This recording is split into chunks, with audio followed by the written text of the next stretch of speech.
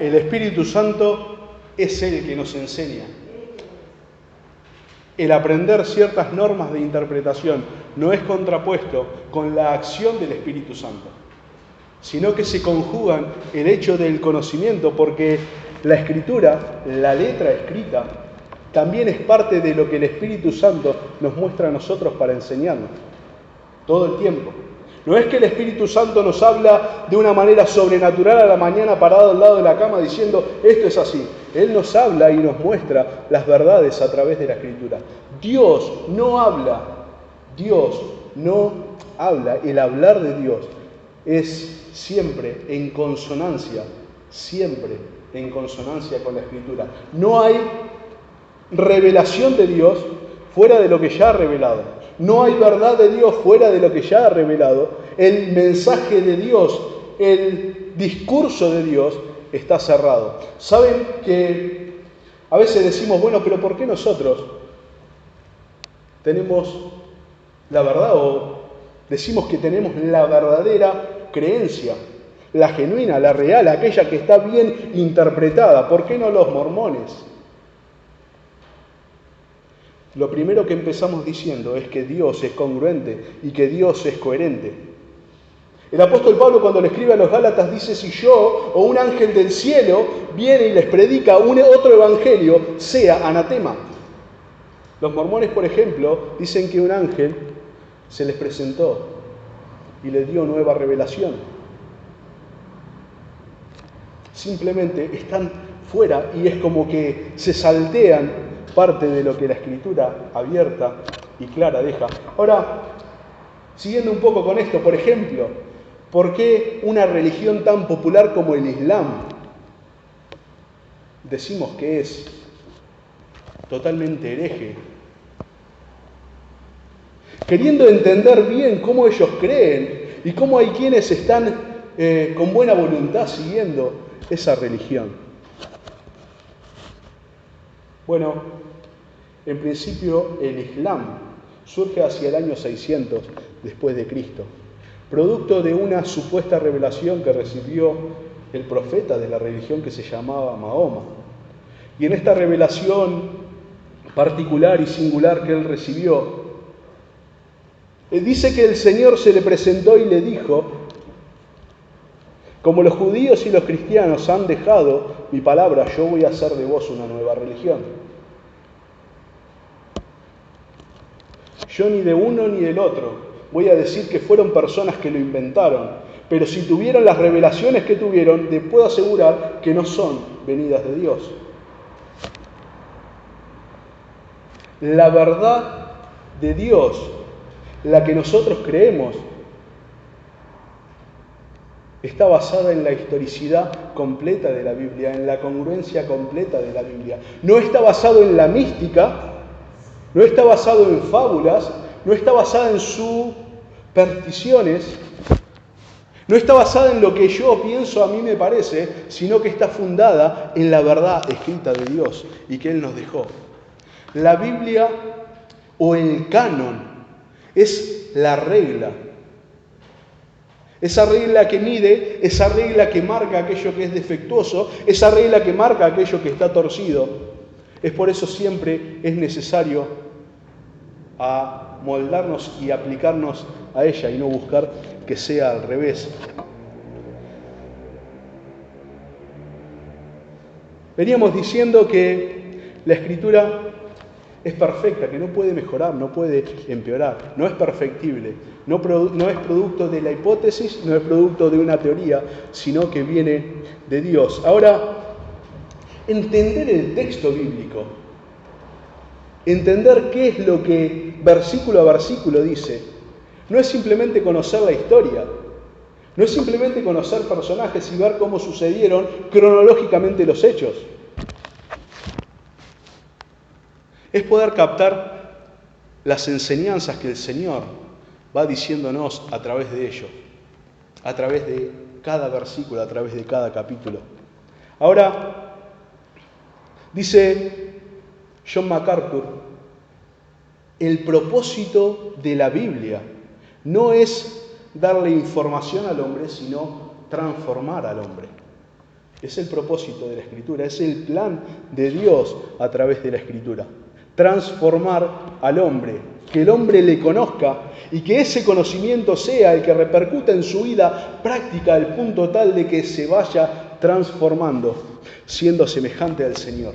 Ahora, es interesante entender que la Biblia no es ciencia, sino que es la verdad de Dios. Y es parado desde allí que hay que analizarlo, la Escritura. Este libro que tiene 66 libros metidos dentro, que tiene 39 libros en el Antiguo Testamento, 27 en el Nuevo, que fue escrito por 40 hombres en un periodo de 1600 años, que tiene más de 31.000 versículos.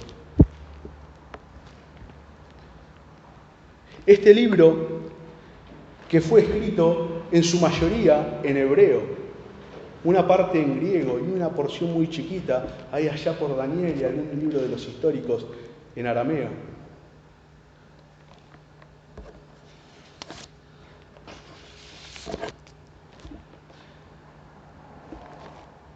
Es interesante ver el punto a considerar de que no fue escrito en el siglo XXI en español.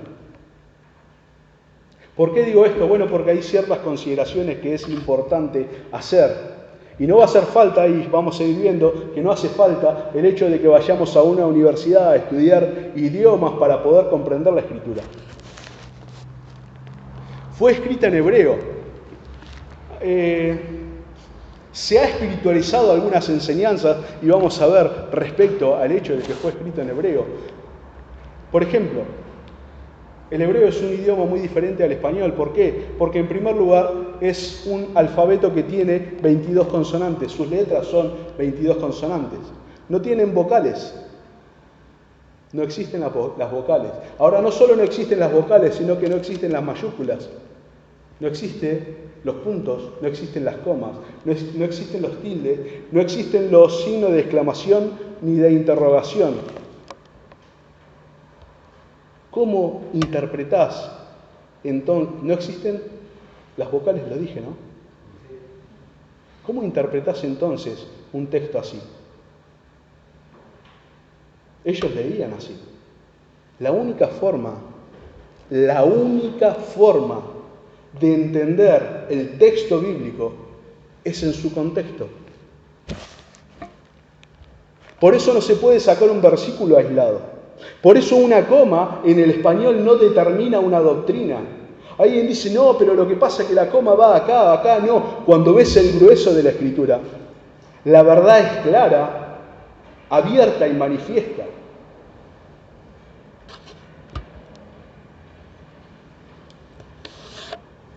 Hay quienes dicen, y han escuchado alguna vez, que el nombre de Dios es impronunciable. El impronunciable nombre de Dios.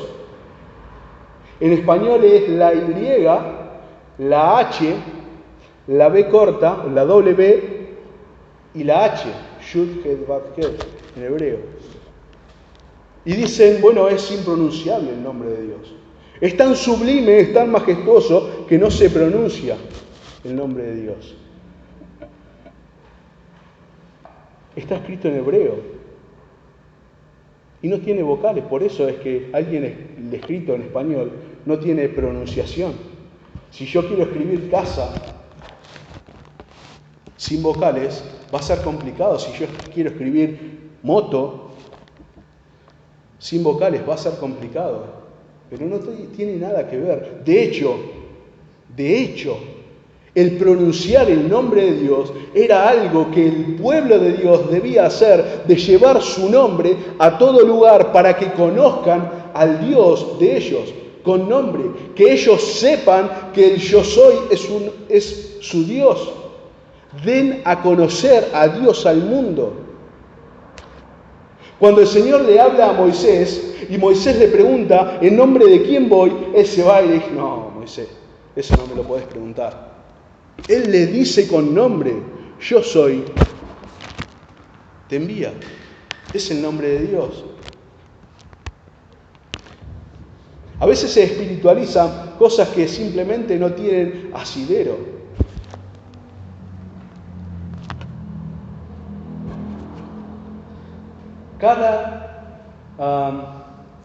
El idioma hebreo en el que fue escrito la Biblia, un hebreo antiguo, tiene 7.700 palabras.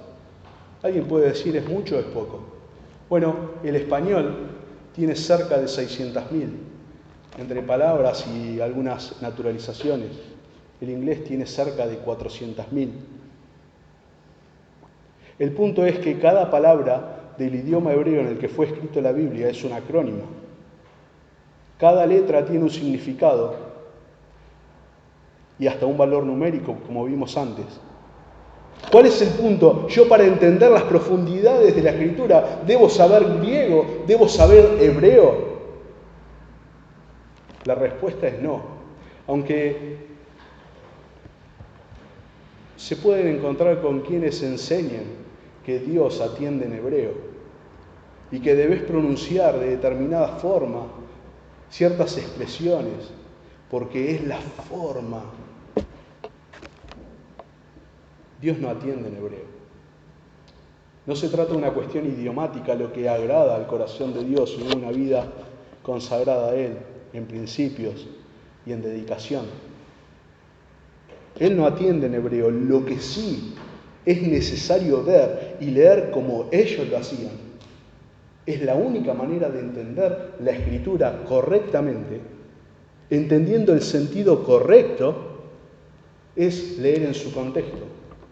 Siempre leer en contexto. Siempre leer en contexto. Cuando digo en contexto, es no solamente el contexto gramatical, que es lo primero que debemos ver, porque si no cualquiera se puede poner a agarrar un versículo como 1 Corintios 15, 19, que dice: si en esta vida solamente esperamos en Cristo, somos los más dignos de conmiseración de todos los hombres. Es una verdad bíblica, está en la Escritura.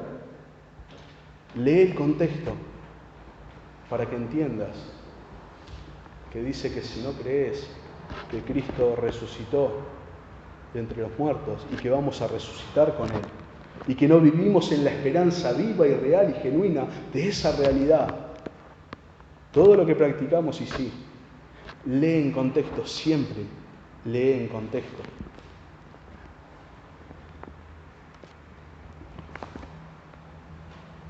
Al principio, la Escritura, la que nosotros tenemos ahora, no tenía estas particularidades que vimos respecto de la gramática, sino que no existían los títulos, ni los subtítulos, ni los versículos, ni los capítulos. De manera que obligado tenías que ir a leer mucho si querías entender y ver qué era lo que la Biblia decía. Fue así desde que la Escritura empezó hasta el año 1200, en el que un judío mesiánico la dividió con capítulos a la Escritura. Y no fue hasta el año 1500 en el que un inglés la dividió en versículos, para hacer más fácil el encontrar y la comparatividad, si puedo, de los textos. Y fue nuestro gran amigo Casidoro de Reina en el año 1569 que tradujo la Escritura al español. Y desde allí nosotros tenemos versiones semejantes a las que tenemos ahora en nuestra mano. La verdad de Dios que nosotros tenemos es la palabra de Dios, inspirada por Dios. Ahora, cuando el apóstol Pablo le dice a Timoteo: toda Escritura es inspirada por Dios y útil para enseñar, para redarguir, para instruir en justicia, a fin de que el hombre de Dios sea enteramente preparado para toda buena obra, ¿a qué se está refiriendo? Siempre lee en contexto.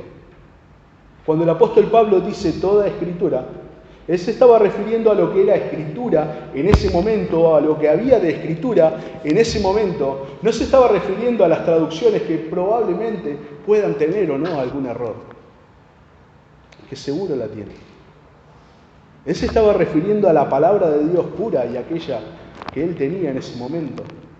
Ahora la Escritura, la palabra de Dios, y voy a defender esto, la traducción de la Biblia no está hecha por nenes de pecho, y por cierto, la Reina Valera es una de las mejores traducciones que tenemos en español. Fue hecha con mucho temor, y cuando digo con mucho temor no hubo 1, ni 2, ni 3, ni 5 a la hora de traducir la Escritura a este idioma, en esta versión, sino que hubo no menos de 20 personas, hijos de Dios, que tuvieron que ponerse de acuerdo en la traducción. ¿Hay versiones peligrosas de la Escritura? Sí, claro que sí. Hay versiones que la tradujo un solo hombre. No solo una, hay varias versiones que la tradujeron un solo hombre. Quizás es como que es mucho más genio, digamos. Pero sí hay versiones que son peligrosas. Una de las cuestiones interesantes entonces para tener en cuenta a la hora de ver y de interpretar la Escritura es entender que no es ciencia, sino que es la verdad de Dios. Es entender que no fue escrita en español en el siglo XXI, sino que fue escrita en un idioma antiguo, pero que la podemos entender perfectamente siempre viéndola en contexto.